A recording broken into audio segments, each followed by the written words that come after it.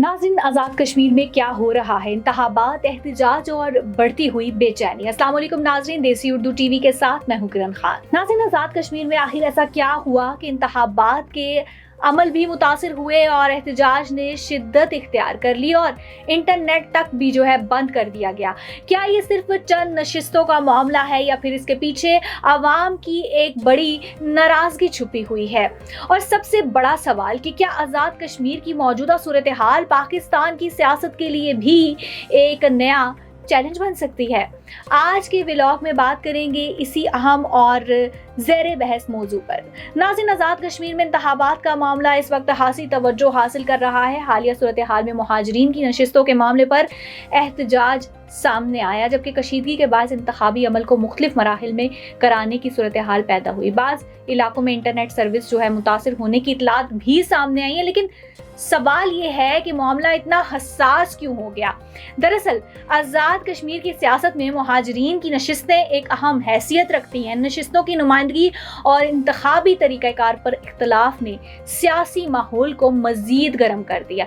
जब सियासी इख्तलाफ सड़कों पर आता है तो मामला सिर्फ सियासतदानों तक महदूद नहीं रहता, इसका बराह रास्त असर आम शहरी पर पड़ता है। कारोबार मुतासिर होता है, आमदोरफ्त मुतासिर होती है, तलबा और मुलाजमीन मुश्किलात का शिकार होते हैं और सबसे बढ़कर इलाके में बेचैनी और बेयकीनी पैदा होती है।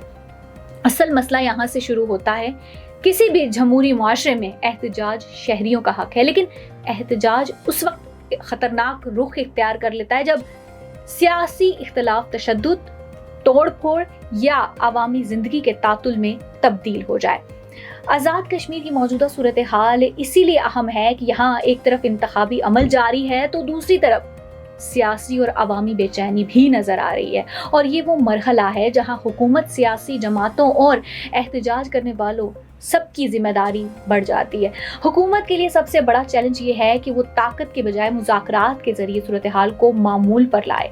सियासी जमातों के लिए ज़रूरी है कि वो अपने इख्तलाफात को यकीनी और जमहूरी तरीके से आगे बढ़ाएं, और आवाम के लिए सबसे अहम बात यह है कि वो किसी भी गैर मुसद्दिका वीडियो, खबर या सोशल मीडिया दावे पर फौरी यकीन ना करें, क्योंकि मौजूदा दौर में एक जाली वीडियो भी पूरे माहौल को जो है ख़राब कर सकती है।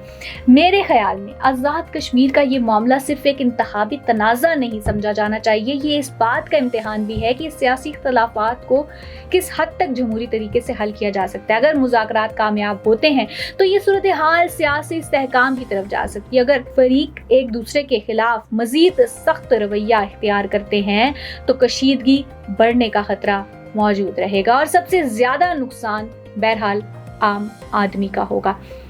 आज़ाद कश्मीर के अवाम को एहतजाज का हक भी हासिल है और अपने सियासी मुस्तकबिल के फैसले में आवाज़ उठाने का भी, लेकिन एक बात वाज़ेह है, इंतखाबात जमहूरियत का रास्ता है, जबकि तशद्दुद और इंतशार मसाइल का हल नहीं।